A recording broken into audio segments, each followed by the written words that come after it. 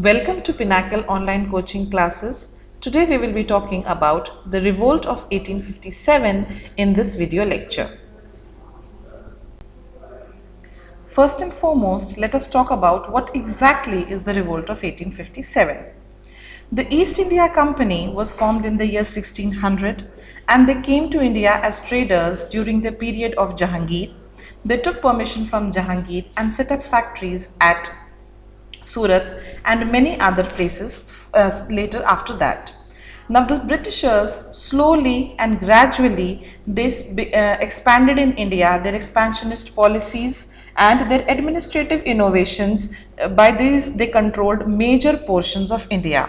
But the policies of the British government were unjust and oppressive, and a lot of sections of the Indian society, whether it was soldiers, whether it was farmers, the artists, all these, even big landlords, zamindars and rulers, they felt oppressed and they felt that the Britishers were only interested in their own welfare. These policies of the Britishers angered the Indians and they finally broke out into an open revolt or mutiny, which is known as the Revolt of 1857. It is an important and landmark in the history of India, although many British historians do not give it so much importance and they simply call it a sepoys mutiny. They say that merely some soldiers who were dissatisfied, they revolted, but most of the Indian historians, they call it the revolt of 1857, and some like V.D. Sarwakar, they even call it the first war of Indian independence. So the revolt of 1857 was an outburst of the discontentment which was affecting the Indians, and this outburst took place in the year 1857. There are many causes for the revolt of 1857 which are subdivided into political causes, economic causes, military causes, social and religious causes, administrative causes, and the immediate spark to the revolt of 1857, due to which there was a burst of discontentment known as the greased cartridges. Now we shall cover all these causes in detail. First and foremost, the political causes. Let's talk about Lord Dalhousie here. Lord Dalhousie was the Governor General of India from 1848 onwards for some time. And during his time, he followed an aggressive policy to expand the British Empire. He wanted to expand the British Empire to almost every corner of India, for which he introduced the doctrine of lapse. What was the doctrine of lapse? The doctrine of lapse was a new policy of the Britishers under which if any Indian ruler did not have an heir to the throne, after his death, since there was no heir to the throne, his empire would pass into the British hands and his empire would become a part of the British Empire. Most Indian rulers did not like this because in normal conditions they would have adopted an heir. But the Britishers did not approve of adoption of an heir, and due to the application of doctrine of lapse, many states such as Satara, Jaipur, Nagpur, Sambalpur, Bagath, Chota Udaipur and Jhansi were annexed. Please remember all these states, they are important. The years of their annexation are important. You could get a question, which state was the first to be annexed, or which three states were annexed in the year 1849. Please remember them. It was Rani Lakshmi Bai, who was the queen of the battle, whose name always comes up when we talk about the revolt of 1857. She too did not have a natural heir and her husband had died, and that is the reason that she took part in the battle, because she did not want the Britishers to take over her Jhansi. Her adopted son was not allowed to be the next successor to the throne. Please remember all these, it's important. Awadh was also annexed by the Britishers, but Awadh was annexed on charges of maladministration. Please do not get confused. Doctrine of lapse was not applied to Awadh. Awadh was a very fertile area, the present day Lucknow, and Britishers wanted this area because it would prove to be a good market for their cotton products, and they wanted to acquire this area. And since they could not apply doctrine of lapse here, as the Nawab of Awadh had many sons, therefore charges of maladministration were forced upon Awadh, and the Britishers, on the pretext of freeing the citizens of Awadh, the people of Awadh, from a cruel ruler, they accused the ruler of Awadh of maladministration and annexed Awadh.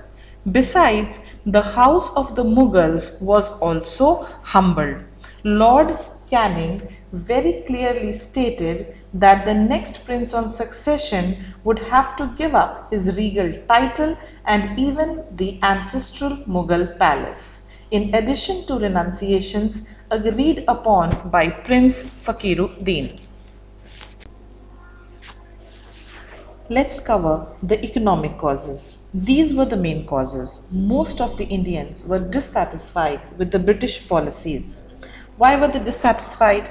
Now, during the time of the Mughals and prior to the coming of the Britishers, the peasantry did suffer, but definitely a lot of relief measures were provided by the state and by the rulers in times of famine, in times of drought, and they did a lot for the peasantry, including providing of means for irrigation, or for letting them off, or allowing them to pay the rents and taxes when it was available with them. But all this was not in the case of the Britishers. The peasantry was impoverished and they were burdened under heavy taxation. And the Britishers, in case the farmers and the peasantry failed to pay the taxes, their land would be confiscated. Due to this fear of the Britishers taking over their land, a new class emerged in the villages, and this new class was known as the money lenders or traders, which lent money at very high rates. And mostly when the farmers were unable to pay the debt dues, in all those situations, their land would be annexed. So the peasantry suffered under heavy taxation. Apart from the peasantry, the artists and handicraftsmen also suffered. They suffered because the Britishers now introduced Britain manufactured goods in India, which discouraged Indian handicrafts, and the Britishers promoted their own goods in India. Shirts made of cotton and clothes made of cotton were introduced in India, and this rendered a lot of artists and handicraftsmen jobless and unemployed. And when they searched for alternate employment, there was no modern industry in India at that time.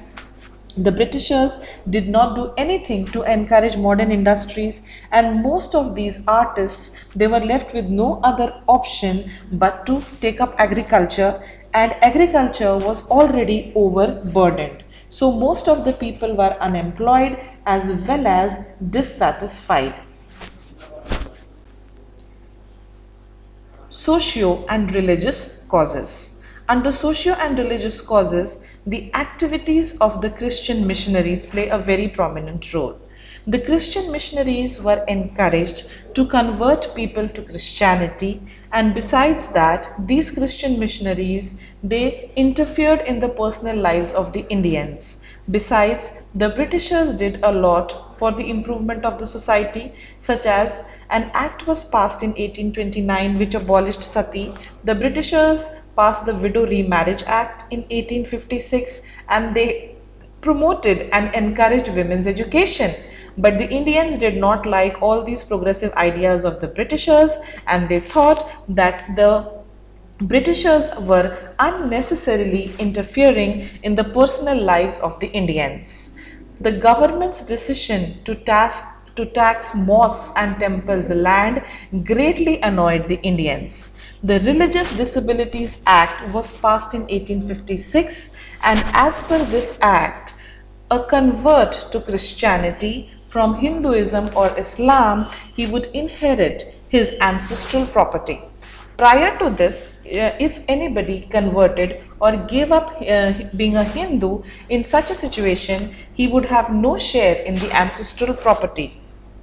The Britishers thought that this was a great barrier to the conversion of most Indians who were Hindus to Christianity. Therefore, they passed the Religious Disabilities Act, which stated that even a convert to Christianity from Hinduism or from Islam would inherit his ancestral property. Military causes. Military causes will be done in great detail with you here, because I would like to explain why do some of the Britishers call it merely a sepoys mutiny. Because it started as a sepoys mutiny, but then slowly and gradually a lot of sections of the Indian population that were dissatisfied also joined in. Now let's begin with the first one. The conditions of service in company's army were contrary to the religious beliefs of the sepoys. The sepoys, the Indian soldiers, they could not wear the religious marks. For example, they could not wear a tilak on their forehead. Indian soldiers, they wanted to carry their religious beliefs along with them. There were restrictions on wearing caste and sectarian marks. The Christian missionaries, they freely moved around in the army. These Christian missionaries were maintained at the company's expenses, and they tried to convince the sepoys to change their religion. In 1856, the General Service Enlistment Act was passed by Lord Canning, and as per this act, future recruits in the Bengal army, they would have to give an undertaking that they would be willing to work wherever the British government required them to work. The Indians believed that the crossing of the seas was contrary to their religious beliefs, and most of the times it even led to boycott by their own castes. This annoyed and angered the Indians. Apart from that, the foreign service allowance, that is known as the bhatta, would not be given in the future to those soldiers who would serve in Sindh and Punjab. Besides, the salaries of the Indian soldiers were less in comparison to their British counterpart. Even if they were on the same position, the service conditions were not similar. The Indian soldiers had very less chances of promotion. They would not be given any foreign allowance when serving in Sindh or Punjab. He was made to feel inferior at almost every step. He was abused, he was kicked, and he was treated like an inferior animal. Therefore, the soldiers were highly dissatisfied, and any kind of economic policy which affected the peasantry, affected the farmers, because their families were far away from them in the villages. Now let's talk about the immediate cause of the revolt. The immediate cause of the revolt is the Enfield rifle. A new kind of rifle known as the Enfield rifle was introduced in the by the Britishers in the army, and greased cartridges had to be loaded in the Enfield rifle. And before these greased cartridges could be loaded, they had to be torn from the mouth, and it was said that the fat of the pig and the cow had been used in the greased cartridges. So the Hindus and the Muslims, they were greatly annoyed, and they felt that the British government was hell-bent on ruining their religion. The greased cartridges caused great discontentment, and the first to revolt was the 19th Native Infantry at Behrampur. You can get a question, which section was the first to revolt. So the 19th Native Infantry at Behrampur was the first to revolt, and after when they revolted, they were suppressed, and finally that unit was disbanded. Then 13th Native Infantry, they refused to use the greased cartridges at Barakpur, and Mangal Pandey, he was a soldier in the 34th Native Infantry. He fired at his officer, and finally he was arrested and he was executed on the 6th of April 1857. He was executed.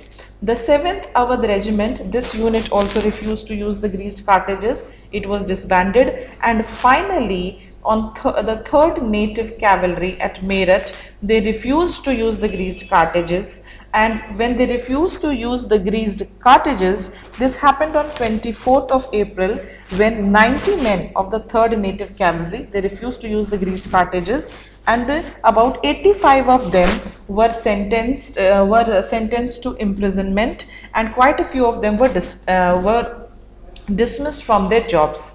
At night, those soldiers who were not in the prison, they freed the soldiers that had been imprisoned, and after freeing them and taking Meerut under its control, these dissatisfied sepoys, they set out for Delhi. The British officer who was in charge of Delhi was Simon Fraser and Lieutenant Wilboy. They were there, they were in charge, and Lieutenant Wilboy was the officer in charge of Delhi, and Simon Fraser was there. These two officers, they are important, please remember them. Both of them were overpowered, and these dissatisfied soldiers, they went to the last Mughal ruler Bahadur Shah Zafar, who was around 70 years of age at that time. They went to Bahadur Shah Zafar and they requested him to become the leader of the revolt. And Bahadur Shah Zafar, he was not sure whether he wanted to be the leader of the revolt or not, for simply two reasons. Firstly, if he would become the leader of the revolt, maybe the sepoys would have been successful in chasing away the Britishers from India, and in such a scenario he would have become the next ruler of India. He would have become the ruler with power, not just a nominal head. And in case the soldiers fail, in that case the Britishers would even stop his pension and he could have been very severely punished. So after little apprehension and a little doubt, finally Bahadur Shah Zafar, he decided to become the leader of the revolt. So this was about the immediate cause, and now we shall talk about the centers of the revolt. So the revolt started from Barakpur. We have already spoken about Barakpur, that is over here. Okay, after that Meerut is going to be somewhere here near Delhi. After that it will go to Delhi, then Bareilly, then Kanpur, Lucknow, Azamgarh. Finally it will be mostly the revolt is going to be in this area of India. We will see that the southern India, the central India, the extreme eastern portion of India, all these will be unaffected by the revolt, and the focus center of the revolt is just going to be this portion. Let us talk about the leaders of the revolt. At Delhi, although Bahadur Shah Zafar, he was the leader of the revolt, but the real power and control was in the hands of General Bakht Khan. And General Bakht Khan had led the revolt at Bareilly also, and then with the troops of Bareilly, he had moved on to Delhi. He was the leader there. At Kanpur, the revolt was led by Nana Sahib, and Nana Sahib, he was the adopted son of the last Peshwa, Baji Rao II, and the grudge he had against the Britishers was that they refused to recognize him as the Peshwa, as he was an adopted son. Since he was an adopted son, and he was banished from Pune by the Britishers, and that is the reason he was living at Kanpur. He challenged the Britishers at Kanpur and he expelled them from Kanpur.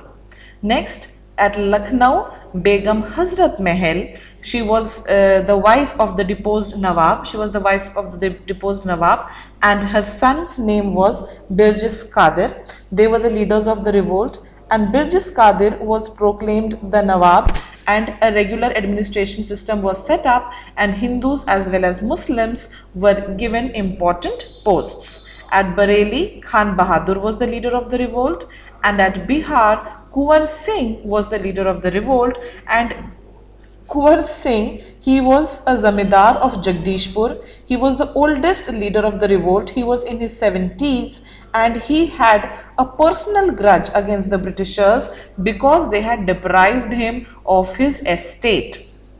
At Faizabad, Maulvi Ahmadullah, he is another important leader of the revolt, and he was basically a native of Madras who had moved to north, and he fought bravely and strongly against the Britishers. And then the most important, at Jhansi, Rani Lakshmi Bai, she was the leader of the revolt and she led the sepoys at Jhansi.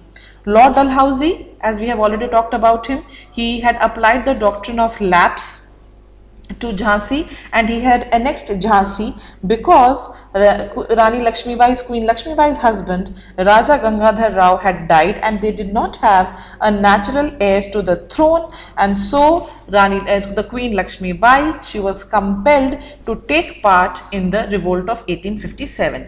So now if you look at the reasons why everybody is taking part in the revolt is Nana Sahib, he had his personal grudge because he was an adopted son and he was not being recognized as the Peshwa. Begum Hazrat Mahal, she too wanted her state back. Kumar Singh, he was a talukdar, he was a zamindar of Jagdishpur, and he had been deprived of his estate. Rani Lakshmibai, doctrine of lapse was applied, and her adopted son was not allowed to become the next heir. Everybody had their own personal grievances, so that is the reason that the Britishers refused to accept this as a war of independence, because they simply state that nobody was really fighting for the independence of India, but everybody had their own interests for taking part in the revolt of 1857.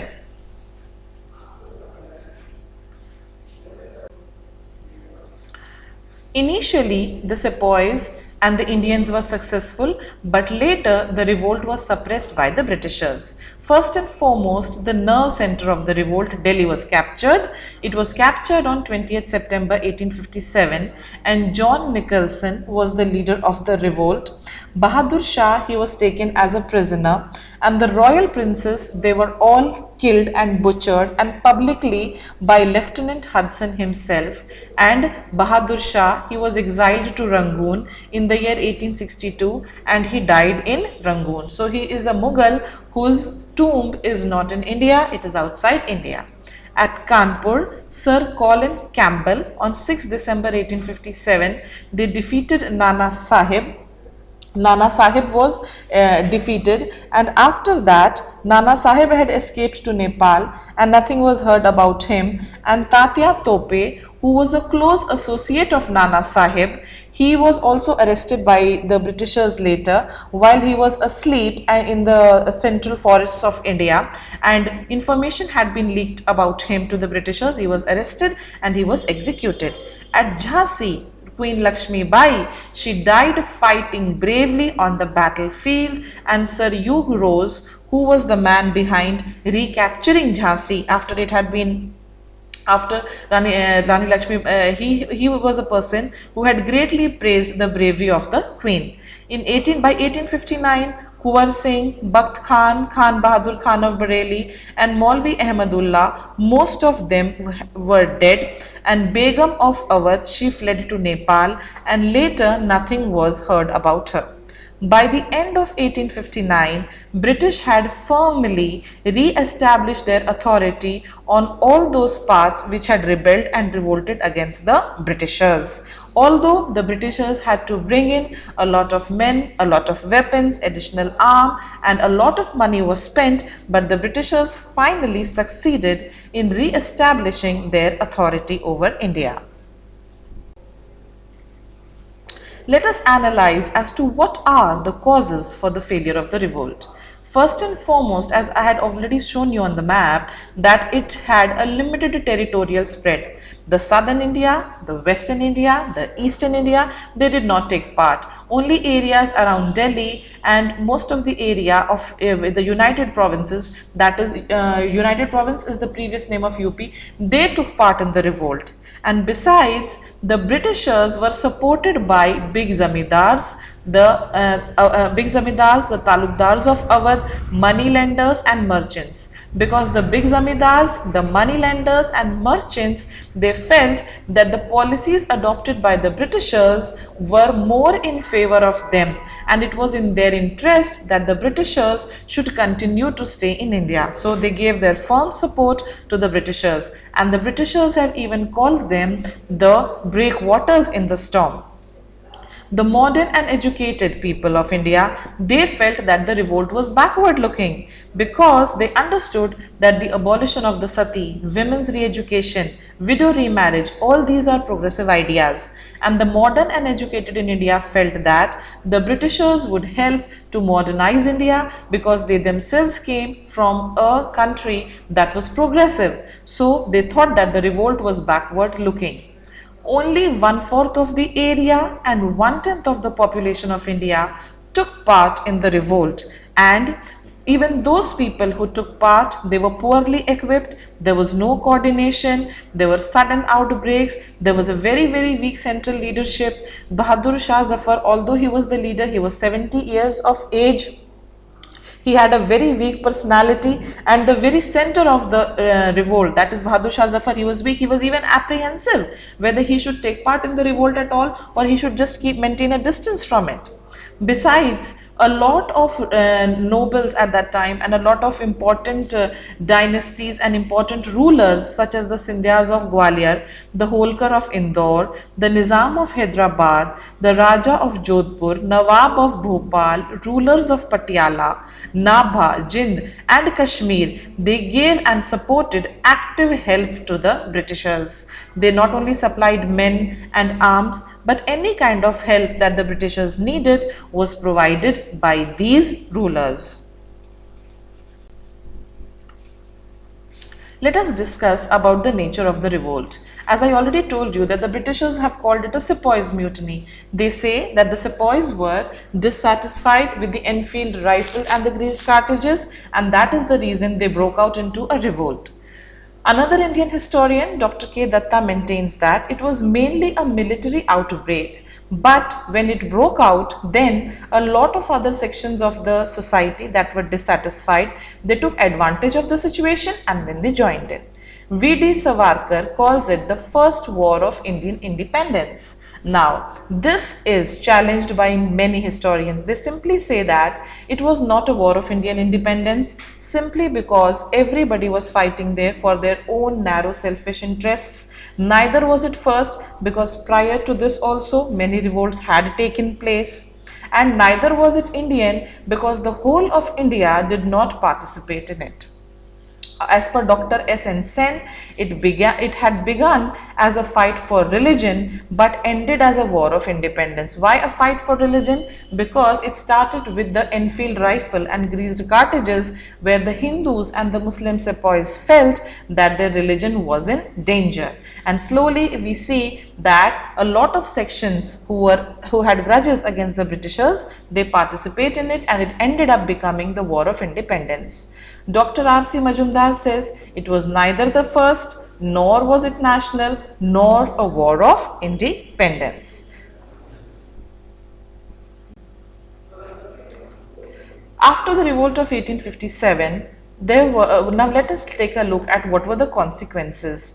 Did this revolt of 1857 shake the foundation of the British Empire in India? What happened after this? After this, the Britishers did an analysis.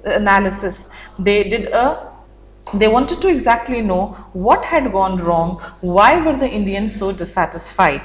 The first change that came up now was that the company's rule came to an end in India, and now the responsibility of India was of the British Crown. That means the company's rule came to an end, and as per the Queen's Proclamation, a Queen's Proclamation was read out. It was read out by Lord Canning in Allahabad. A grand darbar was held and it was read out there on 1st November 1858.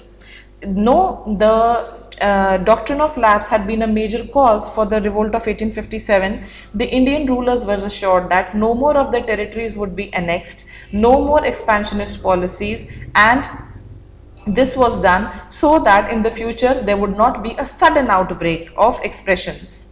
Indian states were to recognize the paramountcy of the crown. The army was thoroughly reorganized. The Britishers had used the Indians in the army to suppress the revolt.